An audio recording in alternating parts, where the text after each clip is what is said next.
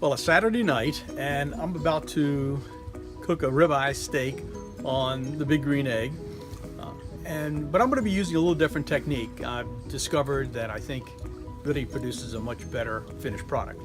It's instead of putting the steak directly over the hot coals from the get-go until I get to the desired temperature inside for the way I like my steak, I'm going to do what's called a reverse sear. Now, why would I want to try a different method?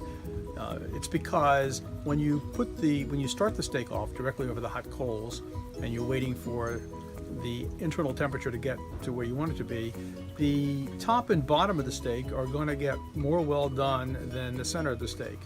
Ideally, you'd like to have the whole width of the steak be the same doneness.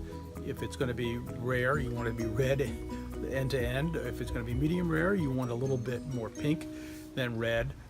So the way you do that is you reverse sear. And what's reverse sear?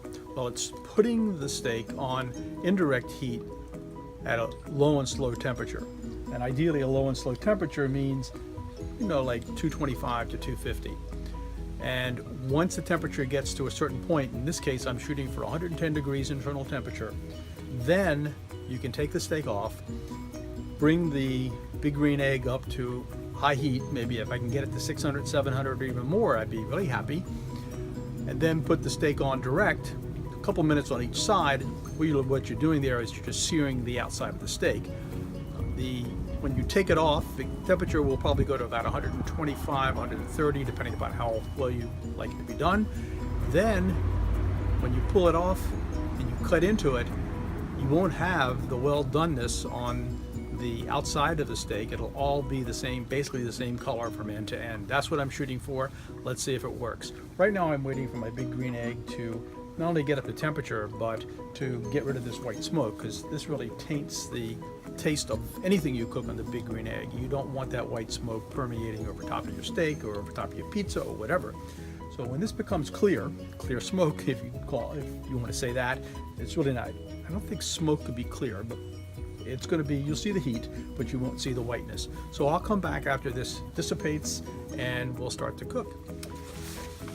Okay, the Big Green Egg is just about where I want it. It's a little bit smokier than I think I prefer, but I've got to get it going because we want to eat sometime before, midnight.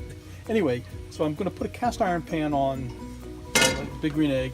And then I've got this really nice ribeye. And so what I'm going to do is I'm going to put a probe in. I've got this really nice this is from the ThermaPen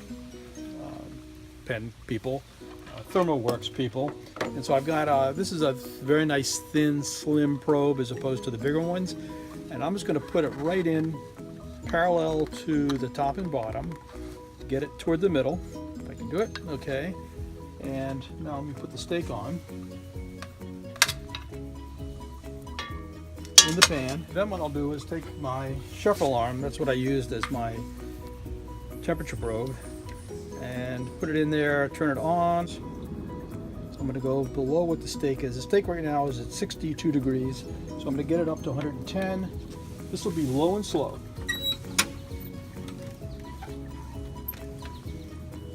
And we'll come back after it gets to 110 and I'll show you the next step. Okay, so it's at temperature. It's actually a little bit higher than I kind of missed it by a couple seconds here, but let me just take this off the heat. It's going to rest for about 10 minutes or so. Meanwhile, what I'm going to do is get this Big Green Egg up to a pretty high temperature, hopefully, open everything up. And if I can get it up to about 600 or more, then we'll be in good shape. I'll put it back on, sear it for a minute or two on each side, and we'll be ready to go. Okay, I'm going to cut it. Maybe a little bit premature to cut it, but I want you to see what it looks like and for me to see what it looks like too. So let me go ahead and I'll sort of cut it in half.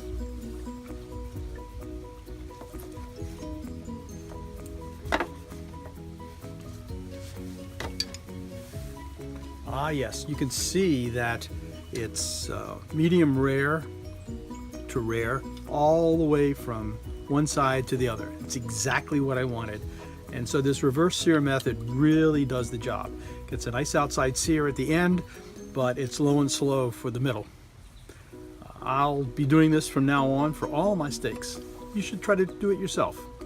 Whether you have a Big Green Egg or a Weber, any kind of kettle cooker, this is the way to go. And even if you have a gas grill, you might want to think about the same thing. It'll come up with similar results, which I think are really going to be super.